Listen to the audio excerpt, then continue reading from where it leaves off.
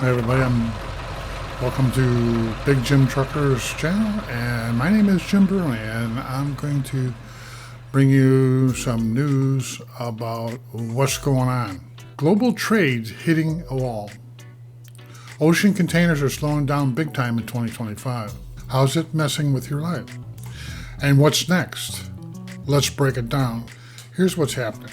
Container bookings from China to the US dropped up to 60% in early 2025. Ports like Shanghai are stacked with containers, factories are stalling, shipping companies canceled 80 sailings. 80 sailings. Each cargo vessel can be anywhere from 15,000 containers to 24,000 containers. 20, 40, and 53s and 48s. You know what I mean? So there's a lot of stuff. And it's causing supply chain chaos. Why is it going down? U.S. tariffs on Chinese goods hit 145% in April. Ouch. Trump's trade war is making imports too pricey, so orders are tanking. Other countries like Canada and Mexico also face tariff threats. It's shaking global trade. How's it hitting us? Fewer containers equal less work for truckers, railroads, and warehouses.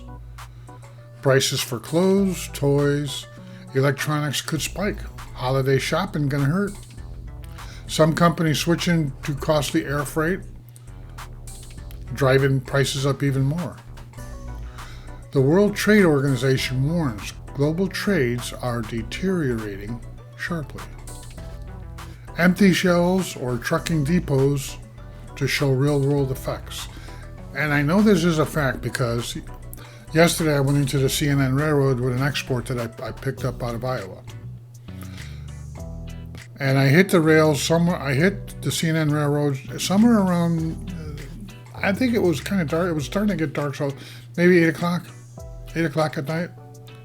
And when you first drive into the CNN, after you go through the tunnel, and the tunnel, what it does is it takes pictures of your box and your truck and stuff, so it identifies who you are. So after I went through the tunnel and you come around this curve, there's like 8 or 10 booths that you drive into, and there's gates down, and you stop, and there's a little, like a monitor, and you communicate with the railroad to let them know what you got and the seal number or whatever is going on. Now, out of all these aisles, I was the only truck. And I wasn't prepared for the thing because I started filling out they got an app that you could use to make it faster. So I'm filling out the app as I'm sitting there at the window. So still no trucks. It was just me. On a huge, and CNN Harvey is a good sized railroad. So I enter the stuff in on my app, and then I start logging into this monitor, and you got to give your thumbprint and stuff for ID and stuff, and go. So finally I get all the information, and it tells me to go to F21. You sit there in F21 and wait for the packer to come. He'll come around, grab your box, put it away, you're out of there. Doesn't take long. But as I got to F21, and there's usually trucks there, or I see trucks going around and stuff, I was the only truck. Well, there was a pickup truck. Probably worked for the railroad riding around. But I was the only truck I seen. And I think there was one other truck when I was leaving I seen. But usually there's trucks everywhere. I was the only truck. So I know that this is bad news. Now, F21 there's a lot of sections there because it goes 1 through, 80 or 60 or whatever it is.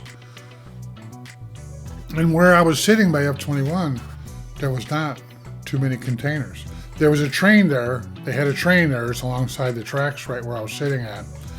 And it was loaded, but I don't know if it was an outbound train or inbound train or what it was. I just know that there was a train there. But there was a lot of empty spots in F21 area where I was sitting. And it took about a half hour for the packer to come finally. But I didn't see, and those packers, they can't hide because they're like, I'm guessing 30 feet high. 20 to 30 feet high. And it's like a big forklift. And it's riding around. And you can see this big thing like this, and it's got lights on it, so you can't miss it. So if he's out driving around anywhere in the yard, you can almost see him because of the lights from the top of the Packer. But I didn't see one for at least half hour or so. Finally, he came and unloaded me, and I got out of there. So then when I talked to dispatch is telling me, well, I don't have anything for tomorrow. Tomorrow's Friday. I always get loads on Friday. There's no load tomorrow. And then she goes, in case you didn't notice, the rails are kind of empty, and the steamship lines are telling us to prepare. So I know that the empty shelves are coming, and the truck and depots, I've seen it really because I was there yesterday. And even on the highway, there was quite a few trucks out there, but see, even if you cut off trade, you're still going to have trucks for a while because they're moving freight from warehouse to warehouse and etc. So it's not like if the ocean container don't get in, let's park 500 trucks. No. We'll park 500 container moving trucks maybe, but not regular traffic, because the regular truck traffic will take time. And I'm not predicting that we're going to go into a recession or anything. I'm just telling you that this year there is going to be a fallout. And the bad part is that shippers might pivot to Vietnam or India. Shippers might pivot to Vietnam. Well, like from China, what they might do is they might say, we're going to send our stuff to Vietnam, or we'll have Vietnam do some of our assembly stuff and then send it on, or India, and try and get some of those markets. But they're saying already that the Vietnam U.S. rates are up 43%. Not 145%, but 43%, which is still huge. So more cancellations possible if tariffs stick. Supply chains could get messy. Trump team negotiating trade deals with 75 plus countries right now, and it's creating an uncertainty between all of them. Prediction? 2025 trade scene will be on a roller coaster for a while, unless something happens quickly. So on a recap of this here, the ocean container slowing down is shaking up trade, prices, and jobs. I know you're not really feeling the high prices yet, because stuff did start coming down a little bit, but this could slingshot us right back up there or put us in a recession. Right now, the biggest deal is China. We do a lot of trade with China. You can't just turn that off, although it's happening. You got to figure that it's, even though I export a lot of stuff, the industry needs the imports from China and other countries. And with a tariff of 145%, and China saying, okay, I'll match that, or whatever they have it set at right now, is a catastrophe. And it's going to get worse, because what will happen is a lot of places won't be able to, especially with them canceling 80 cargo vessels. That's not just socks and women's shirts that's got canceled. Although that, you know what I mean? So I mean, toys and all kinds of other stuff comes from China. So what's going to happen? I don't know. All I know is that if Xi Jinping and Trump don't get it together, hard times are going to face. And the bad part about this is with China, and here's what a lot of people, let's screw China. We'll start doing that stuff here. Okay. Yeah. You know how long it will take you to set up a factory to start doing clothes? A year or two or more. Just think about that. You can't just, okay, let me grab that switch, China off, United States on. We're building cell phones. China off, fans. Illinois, click, we're making fans starting tomorrow.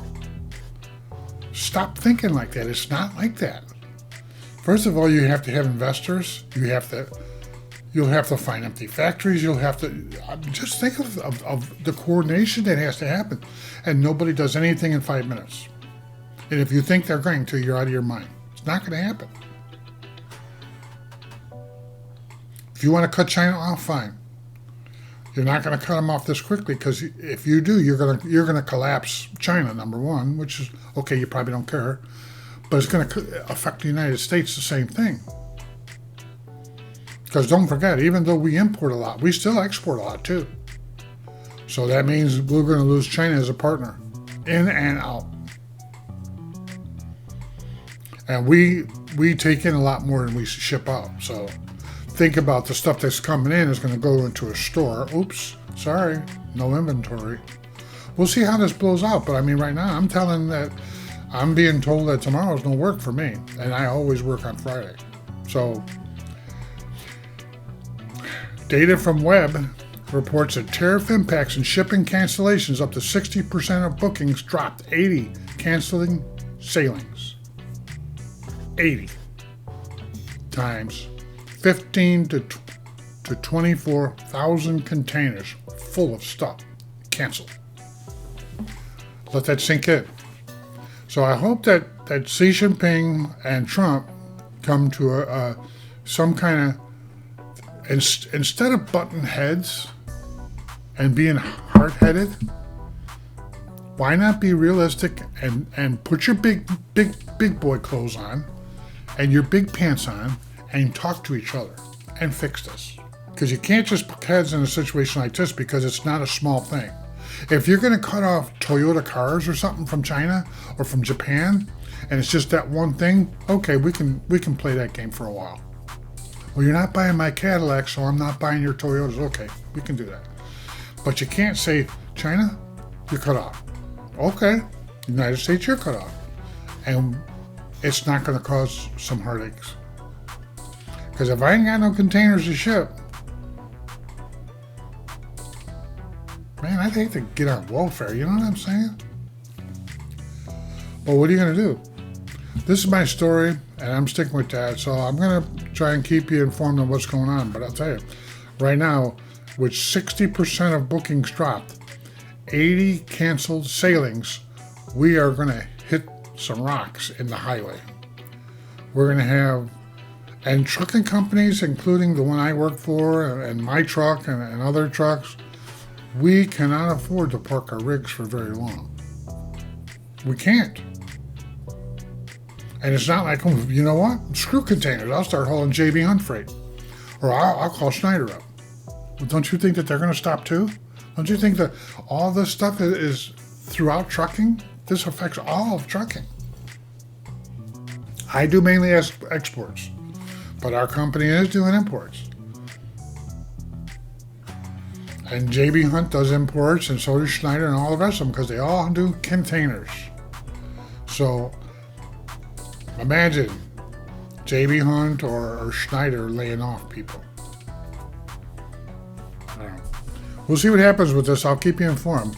Appreciate it. Don't forget to hit that like and subscribe button, so maybe I can start making some ching. I might need it. And if you want to buy a Freightliner, well, we'll see what happens with that. But thank you for visiting, and I'll keep you informed.